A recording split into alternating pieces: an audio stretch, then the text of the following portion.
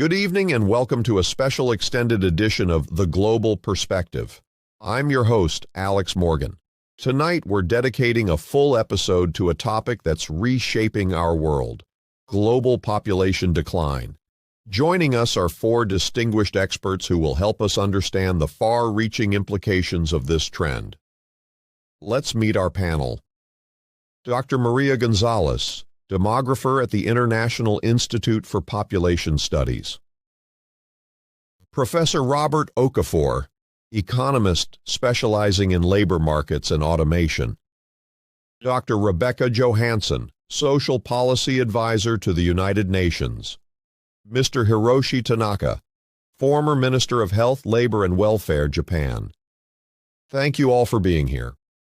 Let's start with a comprehensive overview. Dr. Gonzalez, can you walk us through the current global demographic landscape? Certainly, Alex. We're witnessing a demographic shift unprecedented in human history. Global fertility rates have been declining for decades, with the global average now hovering around 2.3 children per woman, close to the replacement level of 2.1. However, this global average masks significant regional variations. In many developed countries, particularly in East Asia and Europe, fertility rates have fallen well below replacement level. Japan, for instance, has a fertility rate of just 1.3, while South Korea's has dropped to a record low of 0.78. Even in regions traditionally known for high fertility rates, such as sub-Saharan Africa, we're seeing declines, although from a much higher starting point. Simultaneously, we're experiencing increased longevity. Global life expectancy has increased from 52.6 years in 1960 to 72.6 years in 2019.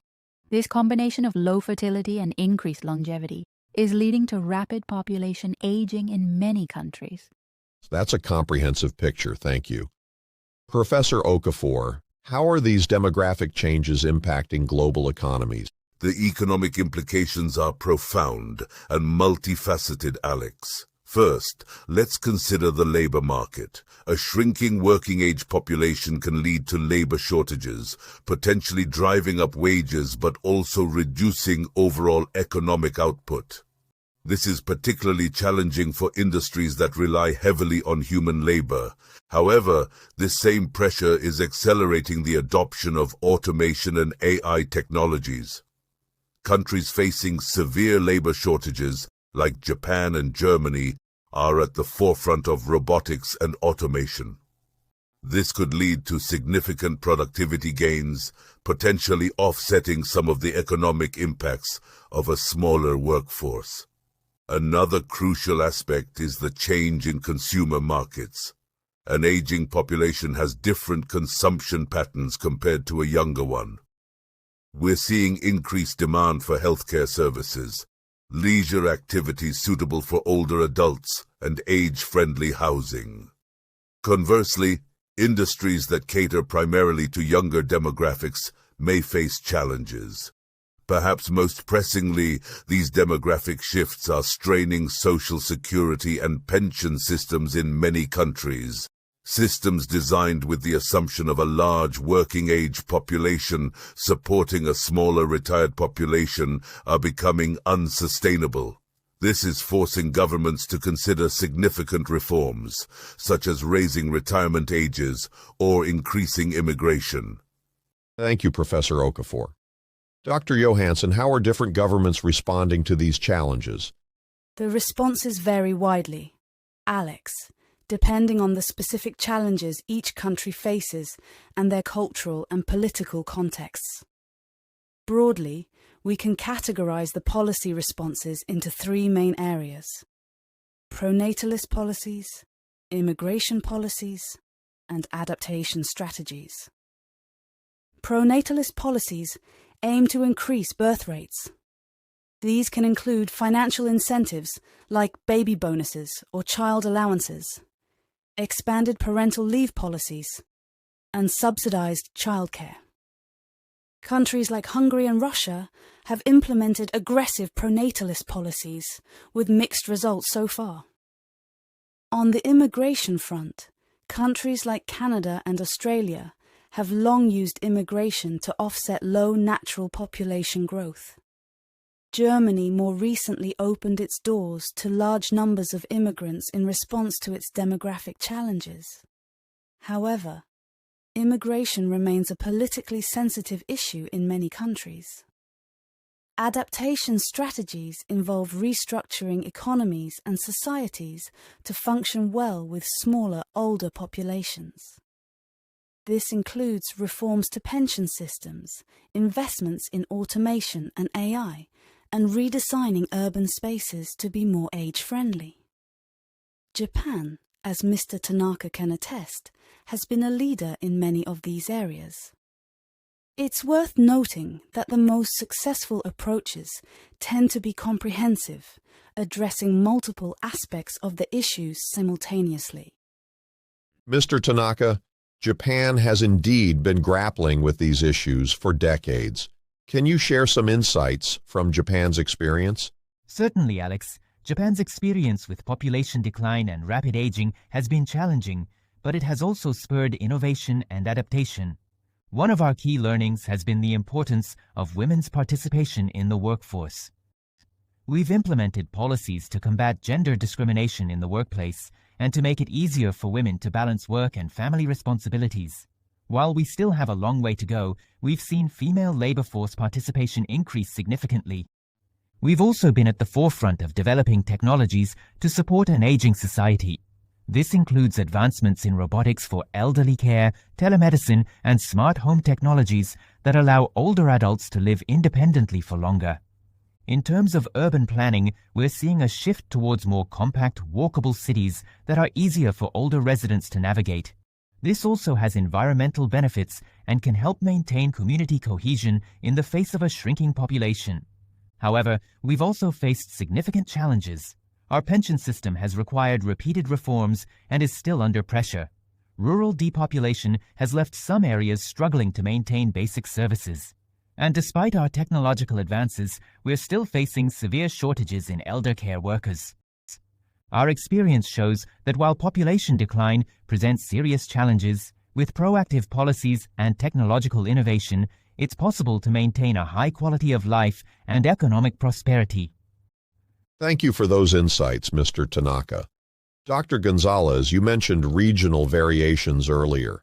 Could you elaborate on how population decline is playing out differently across the world? Absolutely, Alex. The global picture is quite diverse. East Asia, particularly Japan, South Korea, and China, is at the forefront of population decline and rapid aging. Europe is not far behind, with countries like Italy, Germany, and many Eastern European nations experiencing sustained population declines. Europe is not far behind, with countries like Italy, Germany, and many Eastern European nations experiencing sustained population declines. North America and Oceania are in a somewhat different position. While their fertility rates are below replacement level, immigration has so far prevented overall population decline. However, population aging is still a significant issue. Latin America and Southeast Asia are in a transitional phase. Their populations are still growing but at decreasing rates, and they're beginning to face some of the challenges of population aging. Sub-Saharan Africa and parts of South Asia are outliers, still experiencing significant population growth. However, even in these regions, fertility rates are declining, just from a much higher starting point.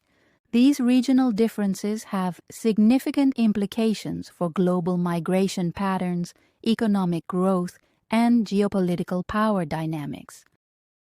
Professor Okafor, you mentioned automation earlier.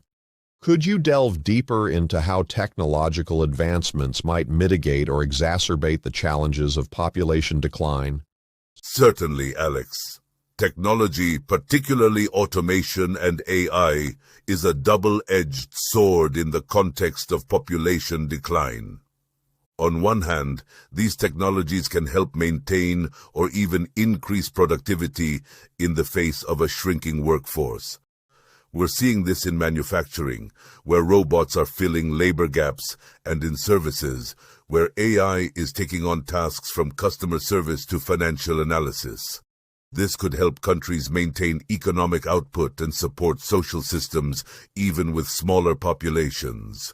Moreover, technology is crucial in addressing the challenges of an aging society.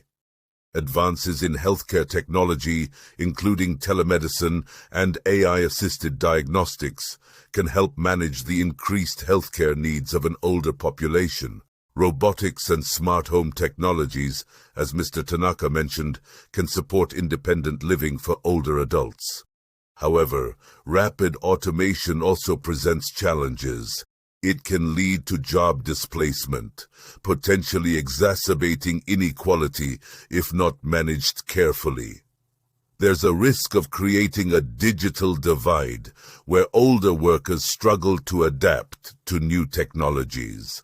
The key will be managing this transition effectively. This includes rethinking education systems to focus more on skills that complement rather than compete with AI and automation.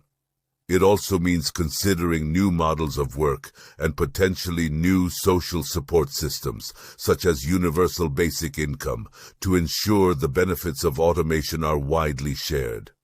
Dr. Johansson, how might these demographic shifts affect global power dynamics and international relations? This is a crucial question, Alex. Demographic shifts are already reshaping the global order, and this trend is likely to accelerate. Countries with younger populations, particularly in Africa and parts of Asia, may see their global influence increase. They'll have growing consumer markets and potentially larger workforce, which could drive economic growth. However, this is not guaranteed. These countries will need to create enough jobs and develop their economies to capitalize on this demographic dividend. On the other hand, countries facing population decline might see their global influence wane. This could affect everything from military capacity to voting power in international organizations. We're already seeing this play out in discussions about reforming institutions like the UN Security Council to better reflect current global demographics.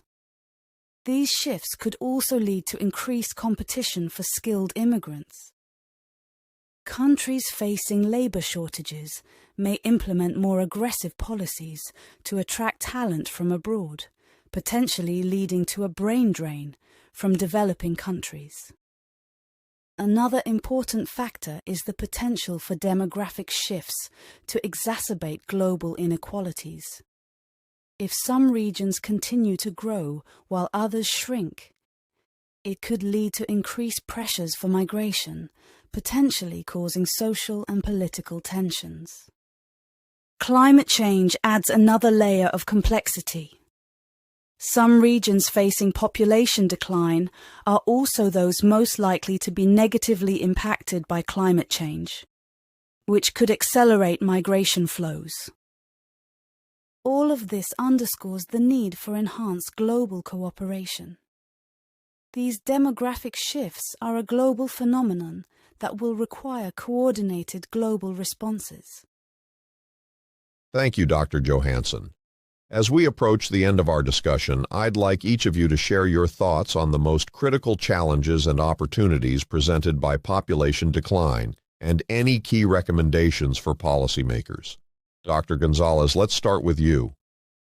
The most critical challenge, in my view, is adapting our social and economic systems to function well with smaller, older populations. This isn't just about tweaking existing systems. It requires fundamentally rethinking many of our assumptions about how societies and economies should function. The opportunity here is to create more sustainable, livable societies. Smaller populations could reduce environmental pressures and allow us to focus on quality of life rather than constant growth.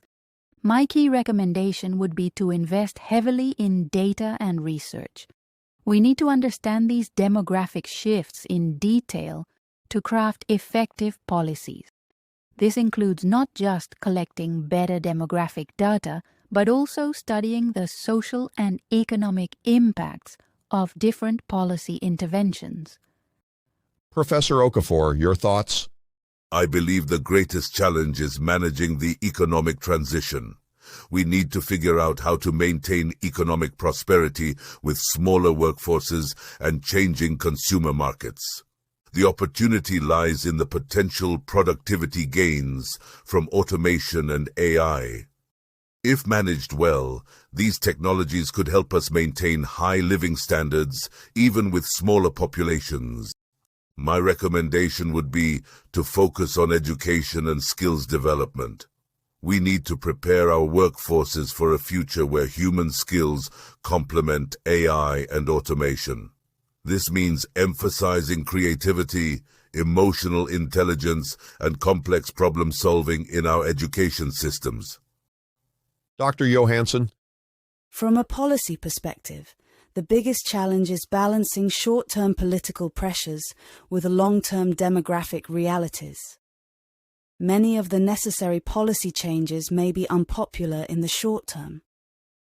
The opportunity is to create more inclusive, age-friendly societies that value and utilize the skills and experience of older adults. My recommendation would be to adopt a holistic, cross-sectoral approach to policymaking. Population decline affects every aspect of society, so our responses need to be equally comprehensive. This might include creating high-level government offices specifically tasked with managing demographic change. And finally, Mr. Tanaka? Based on Japan's experience, I would say the most critical challenge is maintaining social cohesion and intergenerational solidarity in the face of dramatic demographic shifts. The opportunity is to leverage the experience and wisdom of our older populations while embracing the dynamism and innovation of younger generations. My key recommendation would be to foster intergenerational initiatives. This could include mentoring programs, intergenerational housing projects, and policies that encourage knowledge transfer between older and younger workers. We need to view our aging populations as assets, not burdens. Thank you all for these invaluable insights. To our viewers, as we've seen tonight, population decline is a complex phenomenon with far-reaching implications for every aspect of our societies. While it presents significant challenges, it also offers opportunities to reshape our world in potentially positive ways. How we navigate this unprecedented demographic shift will be one of the defining challenges of the 21st century. That's all we have time for tonight. Thank you to our esteemed panel and to you, our viewers, for joining us for this extended discussion. I'm Alex Morgan, and this has been a special edition of The Global Perspective. Good night.